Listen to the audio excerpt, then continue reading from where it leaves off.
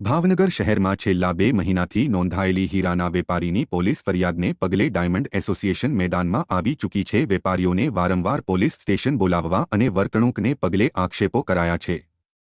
જો કે હીરાના પ્રશ્ન અને દસ્તાવેજના પ્રશ્નોને લઈને નોંધાયેલી ફરિયાદમાં વેપારીઓને વારંવાર પોલીસ સ્ટેશન બોલાવવા, બેસાડવા, ઘરે જવું અને તેમના કામ ધંધે પણ પહોંચીને પોલીસના વર્તન સામે ડાયમંડ એસોસિએશનને સવાલો ઊભા કર્યા છે। ડાયમંડ એસોસિએશનના પ્રમુખે હીરા બજાર બંધ કરવાની ચીમકી ઉચ્ચારી હતી, ત્યારે શું કહે છે સાંભળો ડાયમંડ એસોસિએશન પ્રમુખ ઘનશ્યામભાઈ ગોરસિયાને।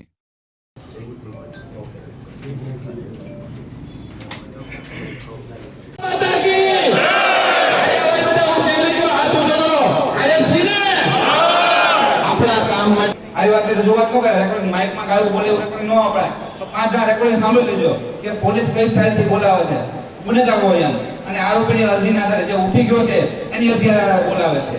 તો હીરા બજારની 5 અરજીઓ પેન્ડિંગ પડી જ છે, 5 અરજીઓ પેન્ડિંગ પડી જ છે હીરા બજારની, તો એમાં આરોપી બોલી લેવાય ને। અને ડાયમંડ એસોસિએશન પ્રવૃત્તિ પ્રમુખ ત્યાં પછી હરેક હંમેશ માટે બજારના હિતની વાત કરી છે, ક્યારે બીજી વાત કરી નથી, બીજી વાતમાં કોઈ રસ છે નહીં વિશેષ। કોઈ માસ એકને જ રસ હોય છે, બાકી બધાને કોઈ વાતમાં રસ, સાચી વાતમાં સપોર્ટમાં આવેલા છે। ભૂતકાળમાં છેલ્લા પ્રમુખ બન્યા પછીને પહેલો કડવો અનુભવ છે, બાકી ભૂતકાળમાં પોલીસે જે વાતમાં ચીતરિયા હોય, પકડવામાં હોય, બધે મદદ કરી ત્યારે અહીંયાથી જ સન્માન કરેલું, તમને યાદ હોય તો બોલાવવામાં આવે, એને નોટિસો આપવામાં આવે।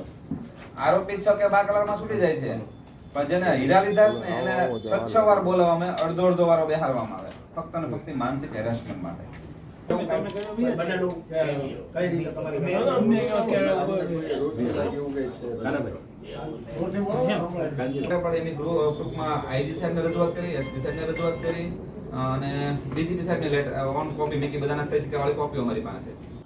2 મહિના પહેલા 3 ફરિયાદ દાખલ થયેલી હતી ગુજરાત પોલીસ સ્ટેશનમાં રમેશ વૈષ્ણવ નામના શખ્સ સામે। એમાં જે વેપારીઓ છે એને રિકવર માલ કરવા માટે અલગ અલગ વેપારીઓને નોટિસ અથવા ફોનથી નિવેદન માટે બોલાવેલ, અને મેં છેલ્લા 8 દિવસ પહેલા 2 વેપારીઓને આરોપી પણ બનાવેલ। એ વાતો કદાચ નોટિસનો જવાબ આપેલા આરોપી બનીને છૂટી ગયેલ, પણ હવે છેલ્લે 2 દિવસ પહેલા કે જે રમેશ વૈષ્ણવ છે એના અરજીના આધારે પોલીસે એક અમારા વેપારી જેને રમેશ વૈષ્ણવ પાસે 9 લાખ રૂપિયા લેવાના છે, ઓન રેકોર્ડ લેવાના છે, એને નોટિસ મોકલીને ખોટી ગાળો દીધેલ જે માણસને। એ બાબતે આજે કીધું આ તો એક હદ થઈ ગઈ છે। અને જે વેપારીઓને બોલાવે છે એ વેપારીઓ ગુનાનો જે કામે માલ મુદ્દામાલની વાત કરે છે, એ ગુનાના કામે જે ગુનો બન્યો હોય એ પહેલાની તારીખના મુદ્દામાલ રિકવરી માટે કહે છે। તો એના જ્યારે પોલીસે બોલાવ્યા, જ્યારે કીધું ત્યારે એ પોતાના જવાબ દેવા ગયા છે, નોટિસનો પણ જવાબ આપ્યો છે। તો એક વાત ક્લિયર છે કે વેપારીઓ કોઈ જગ્યાએ ક્યાંય ભાગતા ફરતા કે કઈ છે નહીં, તો પછી પાછું ઘરે જઈને પકડી આવવાના કે બજારમાં આવીને બધું ઓફિસ આવીને ખોટું કરવાનું, એક આંતકનો માહોલ હોય ઉભું કરવાનું, એ વાત વ્યાજબી નથી। અને વેપારીઓ આજે છેલ્લી ઘડીએ થાકી ગયા છે હવે આ વાતથી કે આવાનો કોઈ રસ્તો હોવો જોઈએ। એટલે આજે અમે ગુજરાતના બધા એસોસિએશનના લેટર પેડ અમને આવી ગયા છે કે ભાવનગર જિલ્લા ડાયમંડ એસોસિએશન આ બાબતે જે પણ નિર્ણય લે એને અમે સમર્થન છે।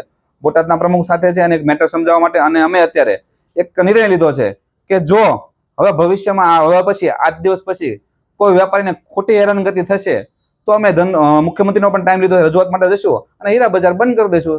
જ્યારે આપ કહેશો કે હવે અમારે આમાં ખોટું ઇન્ટરફિયર નથી થવું, ખોટું રસ નથી લેવો, તો ધંધો કરશે, એ ધંધો બંધ થઈ જશે।